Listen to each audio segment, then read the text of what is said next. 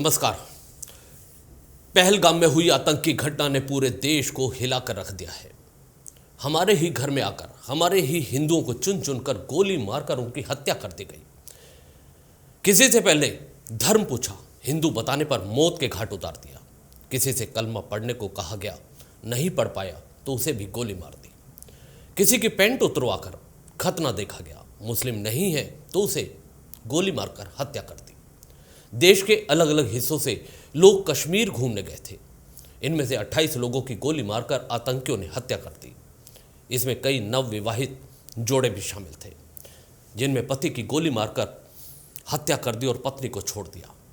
22 अप्रैल को हुई इस घटना के बाद 24 अप्रैल को सभी शवों को उनके निवास पर भेजा गया। इस नरसंहार का विरोध पूरे देश में देखा जा रहा है। हर हिंदुस्तानी की यही मांग है कि अब इंतहा हो गई है।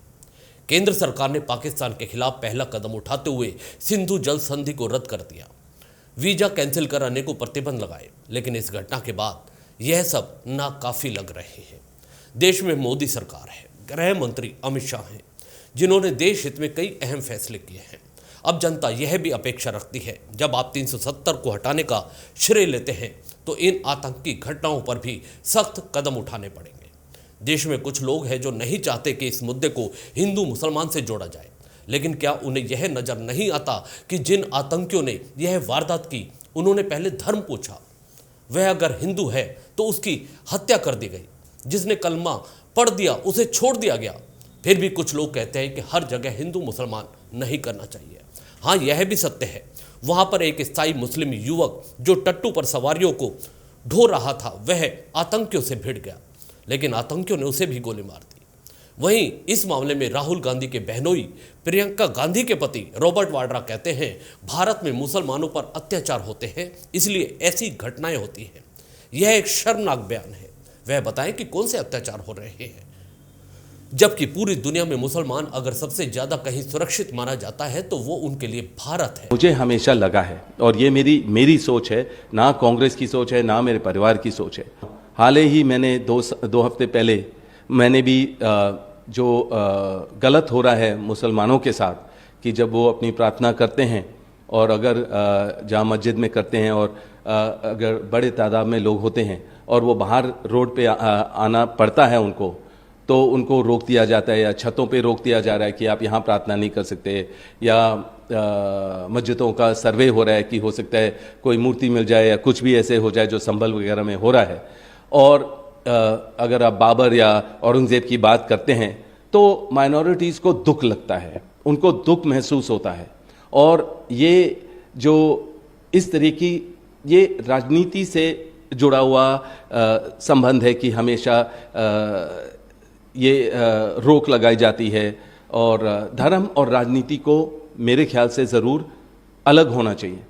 क्योंकि जब भी ये होगा तो मुझे लगता है कि जो ये गलत आतंकवाद का अटैक हुआ है वो होगा, क्योंकि अगर आप देखेंगे जो सबूत है कि उन्होंने आईडी देखकर उसके बाद उन्होंने चुना किन को उन्होंने मारना है या छोड़ना है, वो कहाँ से होता है? क्योंकि उनको सोच है कि मुसलमानों को दबाया जा रहा है।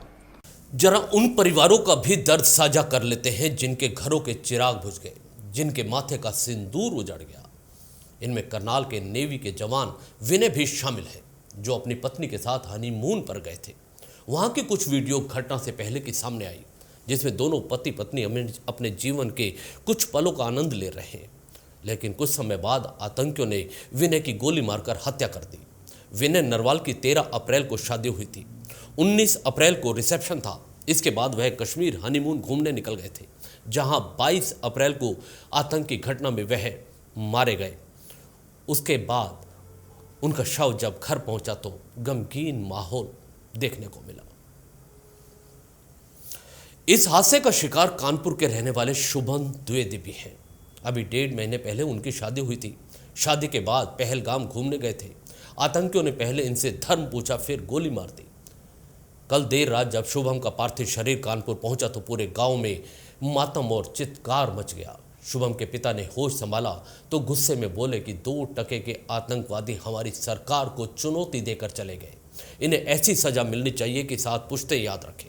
शुभम के पिता संजय द्विवेदी ने आगे कहा कि उन आतंकियों ने मेरी बहू से कहा, जाकर मोदी को बता देना तुझे नहीं मार रहे।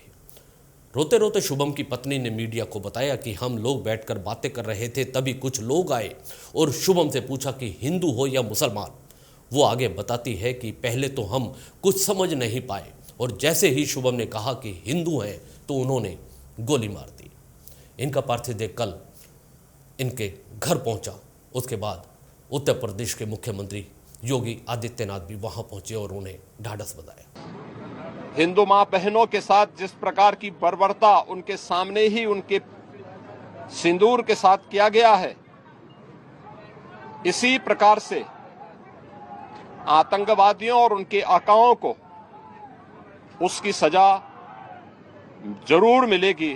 पीड़ित परिवारों के प्रति साथ खड़े हैं। याद रखना, ये डबल इंजन की सरकार है और ये सरकार इस प्रकार की किसी भी बर्बर और अमानवीय आतंकी घटना को लेकर, उग्रवादी घटना को लेकर के जीरो टॉलरेंस की नीति के तहत कार्य करना जानती है। यह वह सरकार नहीं जो आतंकवादियों पर दायर मुकदमों को वापस लेती हो या वहां पर भी अपना वोट बैंक देखती हो। पूरी सख्ती से ऐसे तत्वों के विषैले फनों को कुचलने का कार्य होगा। आतंकी हमले में मारे गए 26 लोगों में जयपुर के सीए नीरज उदवानी भी शामिल है। नीरज की पार्थिव देह को अंतिम संस्कार के लिए गुरुवार सुबह झालाना स्थित मोक्षधाम के लिए ले जाया गया।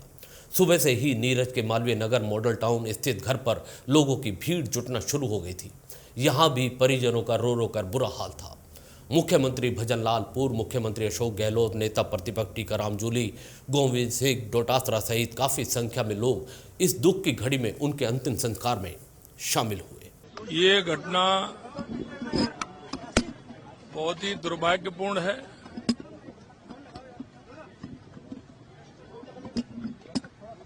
और ये जिस तरह की कायरता की है, निश्चित रूप से ऐसे लोगों को सजा मिलेगी। इन्होंने जिस तरह की एक घिनौनी घटना की है, पूरा देश उसकी निंदा कर रहा है।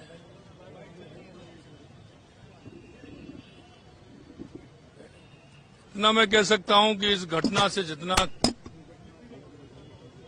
क्षोभ है, दुख है, एक एक खून के कतरे का हिसाब लिया जाएगा। ऐसे ही देश के अलग अलग हिस्सों में रहने वाले 28 लोगों की मौत के बाद अब पूरा देश केंद्र की मोदी सरकार की तरफ देख रहा है। आतंकियों के आका पाकिस्तान पर एक सख्त कार्यवाही की उम्मीद की जा रही है। मोदी जी और अमित शाह जी, यह भी समझ लीजिए, यह वह समय है जब लोग आपसे अपेक्षा रख रहे हैं। लोगों ने आपको तीसरी बार अगर सत्ता सौंपी है तो कुछ आप पर उन्हें विश्वास होगा। आपको जनता की उम्मीदों पर खरा उतरना ही होगा। जरा मनोज मुंतशिर की कुछ लाइनें आप सब भी सुनिए। मुसलमान हो? अच्छा, कलमा पढ़ के सुनाओ। नहीं आता? हिंदू हो? बधाई हो, ये गोलियां आपके किसी अपने को नहीं लगी। पहलगाम में आपका कोई बेटा या भाई नहीं मारा गया। लेकिन कितने दिन बचोगे? कश्मीर नहीं जाओगे तो मुर्शिदाबाद में मारे जाओगे, कलकत्ता में मारे जाओगे, गोधरा में मारे जाओगे, दिल्ली और मुजफ्फरनगर में मारे जाओगे। अगर तुमने तय ही कर लिया है कि तुम शेर नहीं बकरे हो तो कटने के लिए भी तैयार रहो। नंबर बस आने ही वाला है। एक आइडिया है मेरे पास। हर हर महादेव बोल के तुम एक तो हो नहीं सकते, तो अल्लाहू अकबर बोल के घुटने ही टेक दो, कलमा वलमा ही सीख लो, जान तो बच जाएगी, सर तो धड़ से अलग नहीं होगा। बुरा लग रहा है ना? उंगलियां मचल रही हैं कमेंट में मुझे गालियां देने के लिए। जितनी ये उंगलियां मचल रही हैं, अगर तुम्हारी भुजाएं उतना ही फड़कती तो 25 निर्दोष हिंदुओं की ऐसे अकाल मृत्यु नहीं होती। और प्रॉब्लम यह है कि तुम अब भी नहीं समझोगे। मैं कहूंगा हिंदू खतरे में है, तुम कहोगे संघी है, आरएसएस वाला है। मैं कहूंगा बटोगे तो कटोगे, तुम कहोगे बीजेपी का चमचा है। मैं कहूंगा औरंगजेब का इस्लाम नहीं चलेगा, तुम कहोगे हम तो सेक्युलर हैं, जब तक दरगाह पे चादर न चढ़ा दें हमको चैन ही नहीं आता। ये गंगा जमुनी तहजीब का जो कार्ड तुम जेब में लिए घूमते रहते हो, दिखा देते पहलगाम में, मिल लेते भाईजान से गले। और सुनो, ये तो कहना ही मत कि आतंकवाद का कोई मजहब और मुल्क नहीं होता। ये इंस्टाग्राम पर 4 लफंगों की रीलें देखकर जो लिबरल ज्ञान जगा है ना तुम्हारे अंदर, मेरी नजर में इसकी वैल्यू 2 टके की है। संतोष जगदाले को अब तक तो जान ही गए होगे। उनका परिवार जान बचा के टेंट में छुप गया था। पाकिस्तानी दरिंदों ने टेंट से संतोष को बाहर बुलाया और कलमा पढ़ने को कहा। संतोष कलमा नहीं पढ़ पाए तो उनको गोली मार दी। मंजूनाथ शिवामू कर्नाटक से थे। उनकी पत्नी पल्लवी के सामने आतंकियों ने उन्हें तड़पा तड़पा के मारा। पल्लवी ने कहा, मेरे पति को मार दिया, मुझे भी मार दो। जवाब मिला, तुम्हें नहीं मारेंगे, just go and tell Modi. Yes we will tell Modi. प्रधानमंत्री किसी राष्ट्र के लिए पिता स्वरूप होता है। 100 करोड़ हिंदुओं के लिए पिता की जगह पर आप हैं मोदी जी। आपके बच्चों का खून बहा है, आपके घर की बेटियां विधवा हुई हैं, आपके दरवाजे पर मौत का मातम है, आपकी माओ ने अपनी गोद के फूल खोए हैं। आप लेंगे हमारा प्रतिशोध, आपको लेना ही होगा। और इस बार मुठभेड़ में 4 केचुए मार के हमारा प्रतिशोध पूरा नहीं होगा। हमें पाकिस्तानी सेना के कटे हुए सर चाहिए। हमारी प्रॉब्लम आतंकवाद नहीं, पाकिस्तान की आर्मी है। एक्टिवेट कीजिए लाइन ऑफ कंट्रोल, घुस जाइए पीओके में और बता दीजिए बाप कौन है। इतना सा देश है इजराइल, इतना सा। मैप पे भी जूम करके देखना पड़ता है। होलोकॉस्ट के बचे हुए 4 यहूदियों ने अपनी अस्मिता के लिए गाजा पट्टी को शमशान कर दिया। 15 लाख भारतीय सेना के जवान अपने आत्मसम्मान के लिए क्या इतना भी नहीं कर सकते? हफ्ते में एक दिन भूखा सोने वाला गरीब भारत 1965 में लाहौर तक घुस गया था। आज तो हम दुनिया का 4था सबसे बड़ा मिलिट्री पावर हैं। आज अगर आपके होते हम चुप रह गए तो आने वाली पीढ़ियों को क्या मुंह दिखाएंगे? क्या कहेंगे कि हमारे पास अर्जुन जैसा पिता था, फिर भी हम अभिमन्यु की तरफ मारे गए। इतिहास सड़ी गली लाशें नहीं, विजय के ध्वज गिनता है मोदी जी। जो लंका नहीं जला सकता वो हनुमान नहीं है, जो रावण का वध नहीं कर सकता वो मेरा राम नहीं है। हमारी एक बेटी से हत्यारों ने कहा था, go and tell Modi, we have told you sir. आज इस दर्दनाक हादसे के बाद इस खबर में इतना ही। दीजिए इजाजत, नमस्कार। चैनल को भी सब्सक्राइब करना ना भूलिएगा। धन्यवाद।